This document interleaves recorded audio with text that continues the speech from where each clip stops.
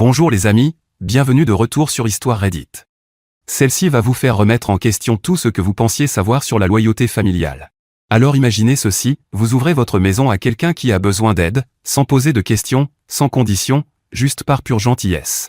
Vous enchaînez les doubles journées, vous planifiez votre avenir, vous écrivez vos vœux, de vrais vœux, sincères, pendant que chez vous, oui, disons simplement que votre générosité était très bien appréciée. Par plusieurs personnes. En même temps. Et le meilleur dans tout ça? Quand vous découvrez la vérité, au lieu de recevoir des excuses, vous vous retrouvez face à une véritable intervention familiale où, d'une manière ou d'une autre, c'est vous le problème. Classique. L'audace est tout simplement hallucinante. Mais c'est là que ça devient intéressant, ce gars n'a pas pleuré, il n'a pas supplié, il n'a pas perdu pied. Il a ouvert un tableur. Et ensuite, il s'est mis au travail. Alors prenez votre boisson, installez-vous confortablement, parce que ce qui s'est passé ensuite est honnêtement l'une des réponses les plus méthodiques, discrètes et dévastatrices que j'ai jamais vues. C'est parti. Mon frère a couché avec ma fiancée pendant 6 mois. Toute ma famille les a couverts. Alors j'ai vendu ma maison, déménagé à 5000 km et reconstruit ma vie. Maintenant, ils veulent que je revienne. J'ai 30 ans, je suis un homme, et je travaille comme enquêteur en fraude et analyste AML dans une grande banque, où je traite des dossiers de blanchiment d'argent et j'enquête sur des transactions frauduleuses dans toute la région triétatique. Ce jeudi-là en particulier, une affaire de fraude fournisseur sur laquelle je travaillais depuis 3 semaines s'est résolue d'elle-même lorsque les propres documents comptables du suspect ont été révélés lors de la phase de découverte. J'ai clôturé le dossier à 14 h, mon manager a validé le rapport, et je me suis dit que j'allais acheter ces bougies ridiculement chères dont Dominique parlait sans arrêt. Celle de cette boutique sur la 5e rue devant laquelle elle ralentissait chaque fois qu'on passait. 38 $ pour quelque chose qui sentait la vanille et se consumait en 20 heures, mais elle les voulait, et moi, je voulais la voir sourire. La bague de fiançailles m'avait coûté 4 mois d'économie. Le lieu du mariage, le photographe, le traiteur, le fleuriste, les acomptes pour la lune de miel. J'avais déjà investi près de 18 000 $ dans un avenir qui semblait valoir chaque centime. 4 ans de ma vie, tous mes projets, tous mes rêves. Le pick-up de mon frère Wesley était dans l'allée quand je suis arrivé. Rien d'inhabituel. Il dormait dans notre chambre d'amis depuis janvier après avoir été licencié de son poste de vendeur dans une concession automobile. Apparemment, il n'atteignait pas ses objectifs. Enfin, selon lui, c'était plutôt un manager jaloux et des attentes injustes. Je n'avais pas insisté pour en savoir plus parce que ça n'avait pas d'importance. C'était mon frère. Il avait besoin d'aide. Je lui ai donné un toit, des repas, aucune pression sur le temps. C'est ce que font les frères. La maison était silencieuse quand je suis entré. Trop silencieuse pour 2 personnes présentes. Les chaussures de Wesley étaient près de la porte. Sa veste sur le porte-manteau, le sac de Dominique sur le plan de travail de la cuisine, comme toujours, mais pas de télévision, pas de musique, pas de voix. Puis je l'ai entendu, venant de l'étage, de la chambre principale. Ce rythme qu'on ne peut confondre avec rien d'autre. La tête de lit qui frappait le mur avec régularité, je reconnaissais ce son, je l'avais déjà entendu. De l'autre côté. Voilà le truc avec ce genre de moment, dans la vraie vie, on ne défonce pas les portes en donnant des coups de poing. Dans la vraie vie, votre cerveau devient étrangement calme, parce que s'effondrer ne vous donne aucun avantage. Ça vous transforme juste en méchant dans l'histoire que les autres raconteront ensuite. Je suis monté à l'étage, chaque pas mesuré. Mon cœur battait fort, mais mes mains étaient stables. La porte de la chambre était entr'ouverte. Il n'avait même pas pris la peine de la fermer complètement. Pourquoi l'aurait-il fait? Je n'étais pas censé rentrer avant encore 6 heures. J'ai poussé la porte. Et ils étaient là. Wesley s'est dégagé d'elle si vite qu'il a failli tomber du lit. Dominique a attrapé le drap comme si ça pouvait effacer ce que j'étais en train de voir. Comme si se couvrir maintenant pouvait supprimer l'image déjà gravée à jamais dans mon esprit. Mon lit. Mes draps. La tête de lit que j'avais passé 2 week-ends à monter parce que les instructions étaient en suédois et que la moitié des chevilles ne s'emboîtaient pas correctement. Brennan. A-t-elle commencé? Depuis combien de temps? Ma voix était plate, contrôlée. Ils se sont regardés. Même à ce moment-là, même pris sur le fait, ils avaient leur propre langage silencieux. C'est là que j'ai compris que ce n'était pas nouveau. Ce n'était pas un moment de faiblesse. Ce n'était pas une erreur. C'était une habitude. Depuis combien de temps, Dominique? Elle pleurait maintenant. De vraies larmes. 6 mois. 6 mois. Un demi-année. Depuis janvier. Ça voulait dire que ça avait commencé juste après que Wesley ait emménagé. Juste après que je lui ai offert mon foyer parce qu'il n'avait nulle part où aller. Juste après que je lui ai dit de prendre tout le temps nécessaire pour se remettre sur pied. J'ai fait le calcul automatiquement. 6 mois de dîner que j'avais préparé pour nous 3. 6 mois de paiement de crédit immobilier pour une maison qu'ils utilisaient comme leur nid d'amour. 6 mois de préparation de mariage. Les visites de lieux. Les dégustations de gâteaux. Les invitations qu'on avait peaufinées. Les vœux que j'avais écrits et réécrits pour les rendre parfaits. 6 mois à la regarder dans les yeux chaque soir en croyant qu'elle m'aimait. Je me suis retourné et je suis parti. Juste parti. Descendu les escaliers, passé devant la cuisine où je leur avais préparé le petit déjeuner ce matin-là, devant le salon où on regardait des films, en famille, jusqu'à ma voiture. J'ai conduit jusqu'au parking derrière la bibliothèque publique, et je suis resté là pendant 2 heures, téléphone en silencieux, à réfléchir à la logistique de ma vie qui s'effondrait. Puis je me suis mis au travail. D'abord, j'ai ouvert notre application bancaire commune. 3 comptes, courant, épargne, fonds d'urgence. Solde total, 23 847 $. La moitié m'appartenait. J'ai transféré exactement 11 923,50 $ sur mon compte personnel auquel Dominique n'avait pas accès. Pas un centime de plus. Je ne cherchais pas à lui voler quoi que ce soit. Je protégeais ce qui était à moi. Puis j'ai pris des captures d'écran. Historique des transactions sur 6 mois, chaque dîner que j'avais payé pendant qu'elle couchait avec mon frère, chaque course alimentaire dont ils profitaient tous les deux, chaque facture qui maintenait les lumières allumées dans la maison où ils me trahissaient. Ensuite, j'ai vérifié notre compte iCloud partagé. Celui que j'avais configuré quand on avait emménagé ensemble. Tous nos appareils y étaient synchronisés depuis des années. Son application Note était là. J'ai trouvé ce que je cherchais en moins de 10 minutes. Une note intitulée « W » avec un emoji cœur. Des entrées datées depuis le 14 janvier. 14 janvier, enfin arrivé. Ça semblait mal mais aussi juste. B ne se doute de rien. 28 janvier, on doit être plus prudent. B a failli rentrer plus tôt. 12 février, je lui ai dit que je l'aimais. Il a dit pareil. 3 mars, B a failli nous surprendre aujourd'hui. 22 mars, W dit qu'on devrait en parler à B un jour. Pas encore. Pas avant le mariage. J'ai tout capturé. Son email était synchronisé aussi. Depuis le parking, j'ai consulté les messages entre eux. Rien de trop explicite, mais suffisamment, tu me manques déjà, ce soir était parfait, on doit être plus prudent, je compte les minutes jusqu'à ce que B parte travailler. Les invitations de mariage avaient été envoyées 2 semaines auparavant. 187 enveloppes couleur crème avec nos noms écrits en lettres dorées. Brennan et Dominique, dans une police qu'elle avait mis 3 heures à choisir. Le photographe était réservé, 2800 $, moitié payé d'avance. Le traiteur, le DJ, le fleuriste. Sa robe était suspendue dans notre placard, dans une housse qui avait coûté 300 $ juste pour préserver le tissu jusqu'à la cérémonie. J'avais écrit mes vœux 3 fois, essayant de les rendre parfaits. Ils étaient toujours enregistrés dans mon application Note. Je les avais répétés sous la douche ce matin-là, pendant qu'elle envoyait probablement des messages à mon frère pour savoir quand ils pourraient se revoir. Quand j'ai fini de tout documenter, il était déjà plus de 19 heures. 43 appels manqués de Dominique, Wesley et ma mère. 16 messages vocaux, 81 SMS. Je n'ai répondu à aucun. J'ai conduit jusqu'à un Holiday Inn Express près de l'autoroute.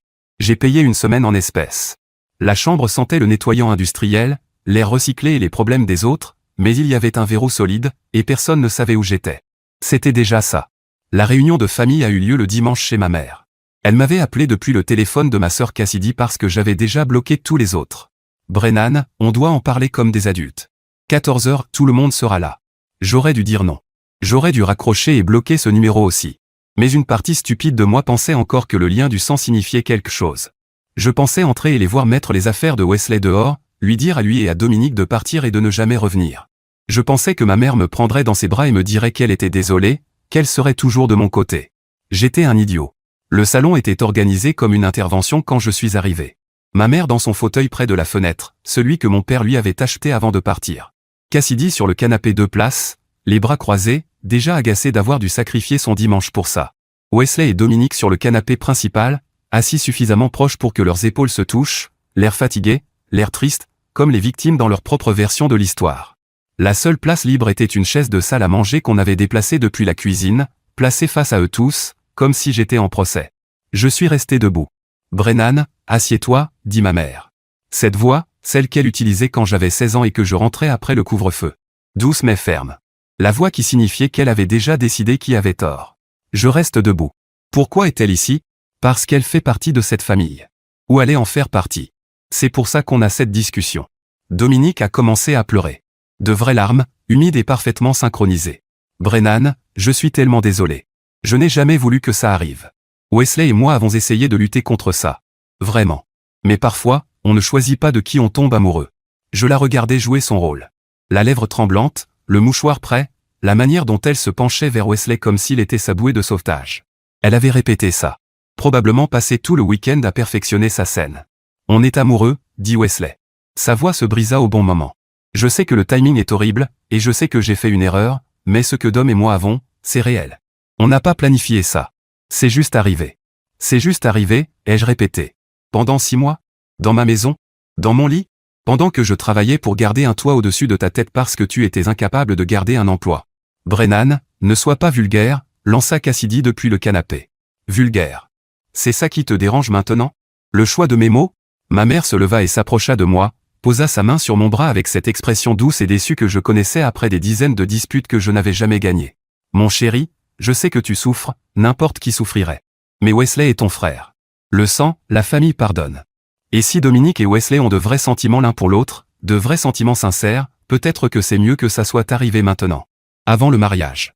Avant que vous ne fassiez une erreur irréversible. Je l'ai fixé. C'était la femme qui m'appelait son pilier. Son fils fiable. Celui qui était toujours là. Celui qui réparait tout. Celui qui l'avait soutenu pendant 8 mois après le départ de mon père, en la laissant vivre gratuitement dans ma chambre d'amis. Celui qui avait co-signé son prêt auto parce que son crédit était mauvais. Celui qui appelait tous les dimanches sans faute. Tu prends leur parti. Il n'y a pas de camp, Brennan. Nous sommes tous une famille. Tu prends leur parti. Wesley se sent très mal, intervint Cassidy en se penchant en avant. Ils se sentent tous les deux mal. Ça les rongeait. Ils ne voulaient pas te faire du mal. Ils allaient te le dire eux-mêmes après le mariage. Après le mariage? J'ai ri. Un rire dur, brisé. Donc le plan, c'était de me laisser l'épouser, partir en lune de miel avec elle, construire une vie, et ensuite quoi? Surprise? Ta femme couche avec ton frère depuis le début? Ce n'est pas, commença Dominique. C'est exactement ce que tu viens de dire. Vous alliez attendre après le mariage. On était perdus. On ne savait pas quoi faire. Vous saviez exactement quoi faire. Vous l'avez fait. Pendant 6 mois. Dans mon lit. À chaque occasion. Tu dramatises, dit Dominique, et quelque chose dans sa voix changea. Plus dur maintenant. Elle testait autre chose. Elle avait compris que les larmes ne fonctionnaient pas. Ce n'est pas comme si on avait prévu de te trahir. Ça s'est juste produit. Les sentiments changent, Brennan. C'est la vie. C'est comme ça que fonctionnent les relations parfois. Tes sentiments ont changé, pour mon frère, pendant que tu portais ma bague. Peut-être que la bague était une erreur. Peut-être qu'on est allé trop vite. Peut-être que si tu m'avais accordé plus d'attention au lieu de travailler tout le... Voilà. Ma faute. Bien sûr que c'était ma faute. D'accord, attendez une seconde, c'est moi. La partie qui m'a vraiment retourné l'estomac. Pas la tromperie. Même pas la réunion de famille. C'est un moment précis. Quand Dominique a dit, peut-être que si tu m'avais accordé plus d'attention au lieu de travailler tout le temps, et qu'elle l'a dit devant tout le monde, ça vous dit tout. Parce que ce qu'elle vient de faire, ce n'était pas se défendre. Elle était en train de réécrire l'histoire en temps réel. Transformer un homme qui travaillait pour financer son mariage, son lieu de réception, son photographe, et sa robe, en le méchant de sa propre trahison. Et le plus effrayant? Ce genre de récit fonctionne sur les gens. Les gens entendent, ils travaillaient tout le temps, et quelque part dans leur tête, ils se disent « Oh, d'accord, je comprends un peu ». C'est de la manipulation déguisée en vulnérabilité. Et c'est sincèrement terrifiant de voir à quel point ça marche facilement. Maintenant, retour à l'auteur du post. C'était donc de ma faute. J'avais provoqué ça en travaillant trop, en travaillant pour payer le mariage qu'elle voulait, pour économiser pour la maison qu'elle voulait, pour construire l'avenir qu'elle prétendait vouloir. J'ai regardé la pièce une dernière fois. Ma mère, qui avait choisi son fils infidèle plutôt que celui qu'on avait trahi. Ma sœur, qui qualifiait ma réaction d'exagérée. Mon frère, qui avait récompensé ma gentillesse en couchant avec ma fiancée dans ma propre maison pendant 6 mois. Voilà ce qui va se passer, ai-je dit, d'une voix calme maintenant, dangereusement calme. Le calme que j'utilise au travail quand j'examine des preuves qui vont détruire le dossier de quelqu'un. Je vais sortir d'ici. Et vous allez tous vivre avec les choix que vous avez faits aujourd'hui. Et dans environ une semaine, toutes les personnes que nous connaissons, chaque personne qui a reçu une invitation à ce mariage, vont découvrir exactement quel genre de personne vous êtes. Qu'est-ce que ça veut dire? Demanda ma mère, sa voix teintée pour la première fois d'une vraie inquiétude. Ça veut dire des conséquences. Quelque chose que cette famille semble avoir oublié. Brennan, ne fais rien de stupide, commença Wesley. Ça fait des années que je fais quelque chose de stupide. Te faire confiance. Ça s'arrête aujourd'hui. Je suis parti. Personne ne m'a suivi. Personne ne m'a appelé pour s'excuser. Personne n'a couru pour me retenir, me soutenir ou reconnaître son erreur. Oui. Ça m'a tout dit. Le lundi matin, j'ai commencé à construire mon dossier comme si j'enquêtais sur une fraude, parce que c'était exactement ça. Gel de crédit auprès des 3 agences. Nouveau compte bancaire dans une autre banque. Nouveau numéro de téléphone. J'ai sécurisé tous mes comptes, changé tous les mots de passe, retiré Dominique de tout, et documenté chaque étape. Mardi, j'ai appelé mon agent immobilier pour lui dire de mettre la maison en vente dans la semaine. Pendant qu'il prenait les photos, j'ai fait changer les serrures. Mercredi, j'ai rédigé l'avis officiel d'expulsion pour Wesley. Préavis écrit de 30 jours. Envoi recommandé avec accusé de réception. Rien d'émotionnel. Rien de vindicatif. Juste des termes juridiques sur la résiliation d'un accord verbal de location mensuel et l'obligation de quitter les lieux. J'ai ajouté une ligne mentionnant la possibilité d'une escorte du shérif lors du départ final si nécessaire. Mercredi soir, c'était la logistique du mariage. J'ai appelé le lieu de réception et expliqué la situation sans entrer dans les détails. Le mariage est annulé. J'étais le seul nom sur le contrat. Merci de confirmer cela par écrit. Ils ont été compréhensifs, mais fermes. Aucun remboursement de la compte. Je m'y attendais. J'avais juste besoin de traces écrites. Montant total perdu, environ $8 400. Un petit prix à payer pour découvrir qui quelqu'un est vraiment. Mercredi soir, Dominique s'est présenté. Je regardais via l'application de caméra de sécurité, assis dans ma voiture à 3 rue de là. Elle a frappé à la porte pendant 10 minutes, a crié mon nom, essayé son ancienne clé, sans succès. Elle m'a appelé 16 fois d'affilée en restant sur le perron. Finalement, elle est partie, mais pas avant d'avoir donné un coup de pied dans la porte assez fort pour laisser une marque que je devrais expliquer aux acheteurs potentiels. Dominique m'a envoyé 17 messages pour demander quand elle pouvait récupérer ses affaires. Je lui ai dit, samedi entre 14h et 16h, sous surveillance. Elle pouvait venir avec un ami si elle voulait. J'aurai le numéro non urgent du shérif prêt au cas où. La maison a été mise en vente jeudi. Jeudi a aussi apporté une quasi-erreur. Je récupérais mes dernières affaires quand le pick-up de Wesley est arrivé dans l'allée. Il devait surveiller ma voiture. Peut-être que Dominique l'avait appelé. Peut-être qu'il coordonnait encore. Il m'a intercepté sur le perron, bloquant le passage. Brennan, on doit parler. Non, on ne doit pas. Donne-moi juste 5 minutes. Laisse-moi expliquer. Il n'y a rien à expliquer. On est une famille. C'est pour ça qu'on doit régler ça. Je suis là pour m'excuser, pour arranger les choses. Quelque chose dans sa manière de le dire m'a fait le regarder vraiment. Ses yeux étaient rouges, ses mains tremblaient légèrement, incapables de soutenir mon regard plus d'une seconde. Il n'était pas désolé. Il avait peur. Qu'est-ce que Dominique t'a dit, ai-je demandé. Quoi? À propos de l'annulation du mariage. Son visage est devenu pâle. Ça confirmait tout. Elle avait appelé un prestataire, probablement le lieu où le photographe, et appris que l'annulation était déjà en cours. Maintenant, il paniquait. Brennan, quoi que tu penses faire? C'est déjà fait. Je suis passé à côté de lui en direction de ma voiture. Les emails partent samedi à 9h. 187 invités, plus le cortège, plus les familles élargies. Tu ne peux pas faire ça. Tu vas nous détruire. Non. Vous avez détruit ça. Moi, je me contente de le dire. Et les acomptes? L'argent qu'on a perdu? Je me suis arrêté à la portière. Je me suis retourné. Il n'y a plus de Gon, Wesley. Il y a moi. Et il y a toi et Dominique. Réglez vos problèmes. Brennan, s'il te plaît. Je t'en supplie. Je suis monté dans la voiture, j'ai démarré, baissé la fenêtre. Tu aurais dû penser aux conséquences il y a 6 mois. Je suis parti, le regardant rétrécir dans le rétroviseur jusqu'à tourner au coin de la rue. Les emails sont partis samedi matin à 9h précise. Je les avais programmés la veille depuis ma chambre d'hôtel, vérifié 3 fois la liste des destinataires, relu le message pour m'assurer qu'il était propre. Objet, annulation du mariage, Brennan et Dominique. Le message faisait 4 paragraphes. Factuel. Sans émotion. Sans insulte. Aucune accusation que je ne pouvais pas prouver. Juste la vérité. Mais je n'avais pas fini. 30 minutes plus tard, j'ai envoyé un email séparé au cortège. Même ton factuel, mais avec une ligne en plus. Si vous avez besoin de vérification ou de questions concernant les remboursements, veuillez contacter directement Dominique ou Wesley. J'ai renvoyé la responsabilité là où elle devait être. J'ai éteint mon téléphone et je suis allé conduire. 3 heures sur des routes que je n'avais jamais prises, à travers des champs, des fermes, des endroits où personne ne connaissait mon nom, ni ma famille, ni mon histoire. Quand j'ai rallumé mon téléphone au coucher du soleil, 94 messages non lus et 67 appels manqués. Les réactions se sont divisées en camps prévisibles. Du soutien de la part des personnes qui me connaissaient depuis le plus longtemps, une confusion neutre de la part des invités qui essayaient de comprendre la logistique, et des tentatives de gestion de crise de ma famille qui exigeaient que je retire tout. Le message vocal de ma mère était particulièrement marquant. Brennan, qu'as-tu fait? Tout le monde m'appelle. Tout le monde. Comment as-tu pu humilier ton frère comme ça? J'ai sauvegardé le message vocal, pris des captures de tout ce qui arrivait par SMS, et ajouté ça à mes archives. Les conséquences sociales ont commencé en moins de 48 heures. Dominique travaillait comme hygiéniste dentaire dans un cabinet local. Les propriétaires du cabinet étaient liés à mes parents par des amis communs. Dès le lundi après-midi, le propriétaire en avait entendu suffisamment pour convoquer Dominique dans son bureau. Elle n'a pas été licenciée, ça aurait été un licenciement abusif. Mais elle a été mutée dans une antenne à 45 minutes de route, avec des horaires réduits. En moins de 3 semaines, elle a démissionné. Wesley, lui, avait réussi à décrocher un poste de vendeur dans une autre concession quelques semaines avant l'envoi des emails. La vente de voitures repose sur les relations. Les recommandations comptent. Les clients fidèles comptent. La réputation compte. Quand les gens dépensent 20 000 ou 30 000 dollars pour un véhicule, ils veulent faire confiance à la personne qui leur vend. La rumeur s'est répandue dans la concession sur ce qu'il avait fait. Puis elle a atteint les clients. Les clients qui avaient déjà acheté avec Wesley et prévoyaient de revenir ont commencé à demander d'autres vendeurs. Les familles qui recommandaient leurs proches ont arrêté. Son flux de clients s'est asséché. Ses performances ont chuté de 60% en 6 semaines. La direction l'a placé sous plan d'amélioration des performances.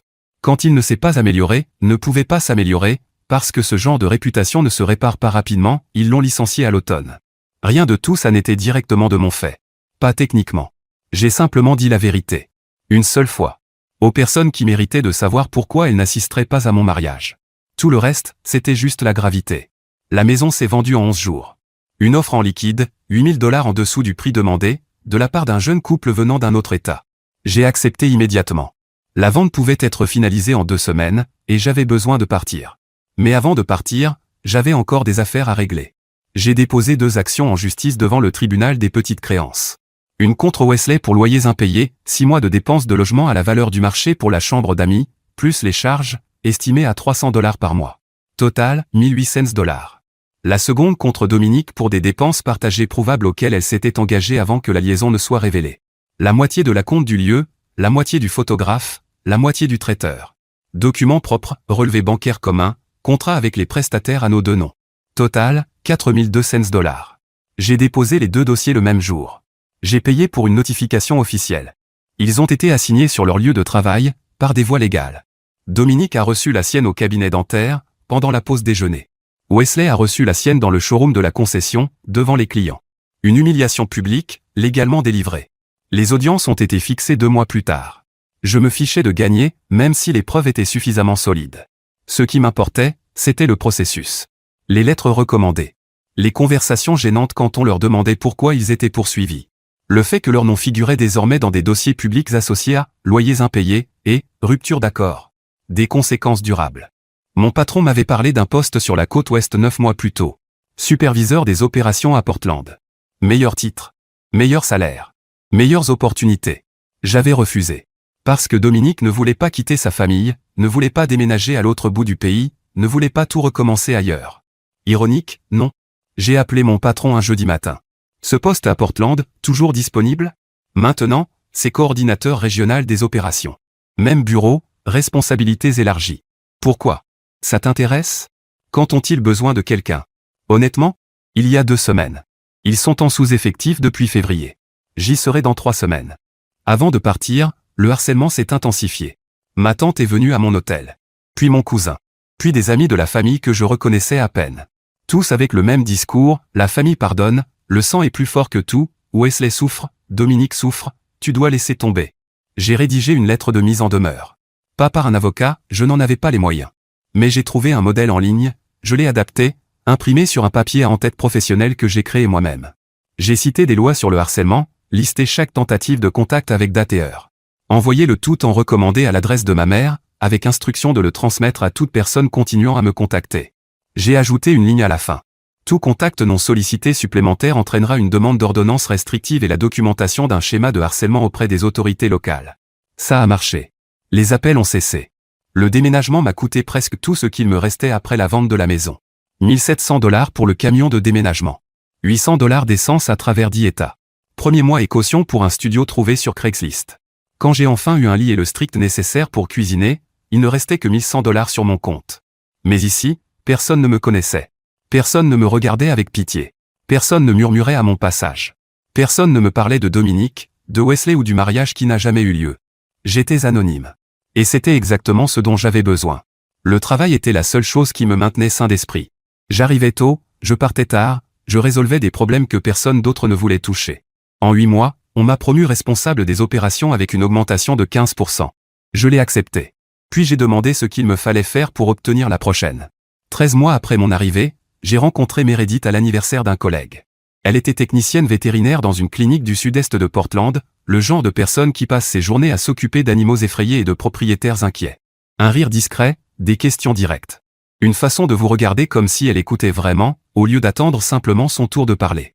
On a discuté pendant 3 heures de choses sans importance, musique, films, les meilleurs sentiers de randonnée à moins d'1 heure de la ville. Et si la nana avait sa place sur une pizza, sa position, absolument pas, et elle était prête à se battre là-dessus. Quand je l'ai raccompagnée à sa voiture, elle m'a donné son numéro sans que je le demande. Notre premier vrai rendez-vous a eu lieu dans un restaurant thaï du Pearl District. Elle a commandé le plat le plus épicé du menu et n'a même pas bronché quand il est arrivé avec l'air de pouvoir faire fondre l'assiette. Puis elle a dit, « Alors, quelle est ton histoire? Pourquoi as-tu traversé tout le pays pour venir à Portland ?» J'aurais pu mentir. Lui donner la version édulcorée. Nouveau départ, nouvelles opportunités, évolution de carrière, tout ça a été techniquement vrai, mais complètement vide de sens. Mais j'en avais fini de faire semblant. Alors je lui ai tout raconté, la découverte, la réunion de famille, l'email, les procédures au tribunal des petites créances, le déménagement. J'ai observé son visage, cherchant le jugement, la pitié ou ce malaise habituel qui apparaît quand les gens apprennent que votre vie s'est effondrée. Rien de tout ça n'est apparu. Quand j'ai fini, elle a tendu la main au-dessus de la table et serré la mienne. Ils ont commencé à essayer de me récupérer vers le 18e mois. D'abord, il y a eu les messagers. D'anciennes connaissances du lycée, des cousins éloignés, des amis Facebook de l'université, des gens à qui je n'avais pas parlé depuis des années, qui glissaient soudainement dans mes messages privés avec des variantes du même discours. Ta sœur dit que tu ne réponds pas à ses appels. Tu ne penses pas qu'il est temps de passer à autre chose? Et Wesley a vraiment du mal depuis que tout est arrivé. Puis ils ont joué la carte de la santé. Un message de mon oncle du côté de ma mère, depuis un numéro que je n'avais pas pensé à bloquer. Ta mère a été diagnostiquée avec un cancer du sein à un stade précoce. Stade 1, traitable, mais elle demande à te voir. Je sais que ce qui s'est passé était grave, mais c'est ta mère, Brennan. D'accord, attendez une seconde, c'est encore moi. Je dois être honnête avec vous tous, là tout de suite. Ce moment m'a vraiment mis mal à l'aise. Pas à cause de la réaction de Brennan, mais à cause de à quel point cette manœuvre est familière. Dès que quelqu'un n'a plus de levier, normal, soudain il y a une crise de santé. Et attention, le diagnostic de la mère était réel. Stade 1, traitable, réel. Je ne remets pas ça en question. Mais regardez bien ce qui s'est passé.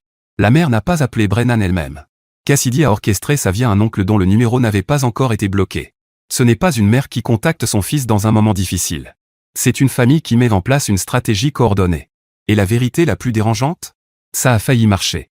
Brennan y a réfléchi pendant 3 jours. Parce que c'est ce qui arrive quand vous aimez encore des personnes qui continuent de vous blesser, chaque nouvelle chose qu'elles lancent vous donne l'impression que peut-être, cette fois, c'est le moment sincère, que cette fois, c'est réel. Ça ne l'est jamais. Et au fond de vous, vous le savez. Mais l'amour vous pousse quand même à vérifier. À chaque fois. Maintenant, retour à l'auteur du post. Je suis resté avec ça pendant 3 jours. J'ai appelé Meredith, on en a parlé, on a tout analysé en détail. Ma mère ne m'avait pas contacté directement. C'était Cassidy qui organisait tout à travers mon oncle. Comme toujours. La famille qui coordonne en coulisses pour me gérer, me manipuler, me remettre dans le rang. Je lui ai répondu par message, dit à maman que j'espère que son traitement se passera bien. Je ne reviendrai pas. Sa réponse a été brève, elle sera dévastée. Je n'ai pas répondu. Le traitement de ma mère s'est bien passé. Je le sais parce que Cassidy publiait constamment à ce sujet sur Facebook, jusqu'à ce que je la bloque là aussi. Des photos de ma mère souriante dans son lit d'hôpital. Des légendes sur la famille soudée face à l'épreuve. Pas une seule mention du fils absent. Ça m'allait très bien. Puis Dominique a trouvé ma nouvelle adresse email 20 mois après mon départ. Brennan, je sais que je suis la dernière personne dont tu veux avoir des nouvelles. Je sais que tu me détestes probablement, et je le mérite. Wesley et moi avons rompu il y a 8 mois. C'était une erreur. Tout ça. J'ai jeté la meilleure chose que j'ai jamais eue pour quelqu'un d'incapable de s'engager quand les choses devenaient difficiles. J'ai été stupide, égoïste et cruel, et je t'ai fait du mal d'une manière irréparable. Je ne demande pas une seconde chance. Je voulais juste que tu saches que je comprends ce que j'ai perdu. J'espère que tu es heureux quelque part. Tu le mérites. D. Je l'ai lu 2 fois. J'ai noté le choix soigneux des mots, la victimisation implicite, le fait de rejeter la faute sur Wesley, incapable de s'engager, la tentative de se présenter comme celle qui avait souffert. Puis j'ai bloqué son adresse email. Trop peu. Trop tard. Et je n'avais pas besoin de sa culpabilité dans ma boîte de réception. Les choses ont escaladé vers le 22e mois. Un collègue m'a dit qu'une femme correspondant à la description de Dominique posait des questions sur moi dans un endroit du centre-ville. Elle prétendait être une ancienne amie cherchant à reprendre contact, voulait savoir où je travaillais, où je vivais, si je voyais quelqu'un. J'ai alerté la sécurité de mon immeuble, installé des serrures à code, changé mes habitudes quotidiennes, différents trajets pour aller au travail, horaires différents pour la salle de sport, autres supermarchés, et j'ai commencé à tout documenter dans un dossier sur mon ordinateur, au cas où. 2 semaines plus tard, un email anonyme est arrivé à mon adresse professionnelle. Envoyé à moi, avec copie à tout mon département, y compris mon supérieur et 3 niveaux de direction. Vous devriez tous savoir que Brennan n'est pas celui qu'il prétend être. C'est une personne manipulatrice et vindicative qui a détruit sa propre famille et rejeté la faute sur les autres. Il a poussé son ex-fiancée à un effondrement. Il a abandonné sa mère malade. Ne faites pas confiance à ce qu'il dit sur son passé ou sur son caractère. Pas de signature. Pas de fait. Juste une tentative vague de diffamation pour faire changer le regard des gens sur moi. J'ai transféré l'email aux ressources humaines dans l'heure, avec un résumé de la situation, ex-fiancé, liaison avec mon frère, rupture familiale, harcèlement continu. J'ai fourni des preuves, capture d'écran, chronologie, copie de la mise en demeure déjà envoyée. Les RH ont lancé une enquête. Le service informatique a retracé l'email à une adresse IP liée à un café dans la même ville où Dominique vivait désormais. Il ne pouvait pas prouver formellement que c'était elle, Wi-Fi public, aucune connexion identifiable, mais le schéma était suffisamment clair. Je n'ai pas perdu de temps. J'ai engagé un service de parajuriste en ligne. 180 $ pour une mise en demeure professionnelle citant les lois sur le harcèlement et documentant les faits. Je l'ai envoyé en recommandé à l'adresse actuelle de Dominique, que j'ai trouvé en 20 minutes via des registres publics. Puis j'ai déposé un signalement auprès de la police locale. Pas pour porter plainte, je n'avais pas assez de preuves, mais pour créer une trace officielle. Pour que son nom soit associé à du harcèlement dans un système, au cas où ça empirerait. J'ai enregistré le numéro du rapport dans mon dossier. Les emails anonymes ont cessé. Mais j'ai ajouté une dernière couche. J'ai mis à jour mon testament, mes contacts d'urgence et les bénéficiaires de tous mes comptes. J'ai inscrit le nom de Meredith partout. Chaque trace de mon ancienne vie, effacée. J'ai aussi ajouté une note dans mon dossier professionnel documentant le harcèlement et autorisant les RH à partager les informations avec les forces de l'ordre si nécessaire. J'avais fini de regarder en arrière. 3 ans jour pour jour après mon départ, tout s'est aligné. Meredith et moi étions mariés depuis 6 mois. Une petite cérémonie, seulement des amis et sa famille, des gens qui avaient réellement mérité d'être là. Notre fille Lily avait 3 mois, née en mai, avec les yeux de sa mère et mon refus obstiné de dormir à des heures normales. J'avais été promu 2 fois dans l'entreprise, désormais directeur régional des opérations. Un bureau d'angle avec vue sur la rivière Willamette. Une équipe de 14 personnes sous ma responsabilité. Le salaire ne me rendait pas riche, mais il était suffisant pour que nous achetions une maison dans un quartier calme et arrêtions de nous inquiéter pour chaque dépense. La dernière pièce du puzzle s'est mise en place parce que Dominique n'a pas su s'arrêter. Elle avait trouvé un nouveau travail après avoir quitté le cabinet, hygiéniste dentaire dans un petit cabinet de sa ville natale, essayant de repartir de zéro. Ce qu'elle ignorait, c'est que le propriétaire du cabinet était lié au conseil dentaire de l'État, et que l'un des membres du comité d'éthique n'était autre que l'oncle de Meredith. Ce n'était pas quelque chose que j'avais planifié. Pas quelque chose que j'avais orchestré. C'est juste comme ça que fonctionnent les petits mondes professionnels. Lors du dîner de Thanksgiving chez les parents de Meredith, son oncle a mentionné qu'ils avaient dû enquêter sur une hygiéniste surprise en train d'effectuer des recherches non autorisées dans le système d'échange d'informations de santé de l'État. Toutes les recherches concernaient une seule personne, a-t-il dit. Un type qui vivait dans l'État avant de déménager en Oregon. Elle a prétendu qu'elle était juste curieuse à propos d'une ancienne connaissance. Mais la loi IPA ne se soucie pas de la curiosité. J'ai failli laisser tomber ma fourchette. Comment s'appelait-elle ? Il me l'a dit. C'était Dominique. Elle utilisait ses accès pour rechercher des informations sur moi via le système d'échange d'informations de santé, mon adresse actuelle, mon employeur, mes détails d'assurance. Tout était automatiquement enregistré, car les lois sur la confidentialité médicale exigent des traces d'audit. Le propriétaire du cabinet a découvert le schéma lors d'un contrôle de routine, aucune justification clinique, aucun lien de traitement, juste un accès non autorisé à des informations médicales protégées. Je lui ai demandé quelles seraient les conséquences. Suspension de licence en attendant une enquête complète. Si le conseil détermine qu'elle a volontairement violé la confidentialité pour des raisons personnelles, elle risque la révocation définitive, ainsi que d'éventuelles poursuites civiles si le patient décide d'agir. Je n'allais pas porter plainte. Je n'en avais pas besoin. Le conseil avait déjà lancé son enquête. Les traces parlaient d'elles-mêmes. Ses propres actions avaient créé les preuves. J'avais déposé un rapport de police 2 ans plus tôt, documenté le harcèlement, envoyé une mise en demeure, construit un dossier montrant que ce n'était pas une simple curiosité isolée, mais un schéma répété. Quand l'enquêteur a demandé des informations, tout était prêt, organisé chronologiquement. Faute professionnelle. Violation de la vie privée. Harcèlement documenté. Elle s'est détruite toute seule. Moi, je n'ai fait que conserver les preuves. 3 semaines plus tard, mon téléphone a sonné. Numéro inconnu. J'ai répondu par réflexe. Brennan, la voix de ma mère. S'il te plaît, on doit parler. Comment as-tu eu ce numéro ? Ton cousin me l'a donné. Il ne savait pas. Brennan, s'il te plaît, écoute-moi. J'aurais dû raccrocher. Mais quelque chose dans sa voix m'a fait hésiter. Elle semblait fatiguée, différente de la femme qui m'avait dit de pardonner 3 ans plus tôt. Qu'est-ce que tu veux, maman ? Wesley s'effondre. Il a encore perdu son travail. Il n'arrive pas à maintenir une relation. Dominique le rend responsable de tout ce qui est arrivé à sa carrière. Ils sont tous les deux en train de sombrer. Et je sais que tu ne nous dois rien, mais c'est toujours ton frère. Il a encore besoin de sa famille. Il avait une famille. Il m'avait moi. Et il a choisi de coucher avec ma fiancée pendant 6 mois pendant que je payais son loyer. Nous avions tort. Tous. La manière dont on a géré cette réunion, les choses qu'on a dites. Tu m'as dit que j'étais dramatique. Tu m'as dit de lui pardonner. Tu l'as choisi. J'avais tort. Oui. Le silence s'est installé. 3 ans de silence, et maintenant ça. Je ne reviendrai pas, ai-je dit finalement. Je n'aiderai pas Wesley. Je ne sauverai pas Dominique des conséquences qu'elle a créées elle-même. J'ai une famille maintenant. Une femme qui me choisit chaque jour. Une fille qui a besoin de moi. Des gens qui veulent réellement de moi. Je comprends. Vraiment? Encore du silence. Tu me manques, Brennan. Tous les jours. Je sais. Et je le savais. Mais savoir ne change rien. Le manque n'efface pas ce qui s'est passé. Prends soin de toi, maman. J'ai raccroché. Meredith est entrée dans la pièce, Lily sur la hanche. C'était qui? Ma mère. Ça va? J'ai regardé ma femme. Ma fille, qui tendait ses petites mains vers moi avec un sourire édenté. La maison que nous avions construite. La vie que nous avions gagnée. Oui, ai-je dit. Ça va. Et je le pensais vraiment. La confrontation finale est arrivée 4 mois plus tard. Une conférence professionnelle à l'Est. Impossible d'y échapper. Ma présence était requise. J'ai fait l'erreur de m'arrêter dans un café où j'allais autrefois. Vieille habitude. Wesley était là. Il avait mauvaise mine. 30 kilos de plus, rien de sain. Un regard vide, usé. 3 ans de conséquences gravées sur son visage. Il m'a vu avant que je puisse partir. Il a traversé le café en quelques pas. Brennan. Wesley. Tu as l'air bien. Merci. Il s'est agité, nerveux, comme sur le perron ce jour-là. J'essaie de te joindre depuis des années. Je voulais juste dire. Je sais ce que tu veux dire. J'ai lu les lettres. Alors tu sais que je suis désolé. Je sais que je l'ai déjà dit, mais je le pense vraiment. Ce que j'ai fait est la pire chose que j'ai faite dans ma vie. Et j'en vis avec les conséquences tous les jours. Tant mieux.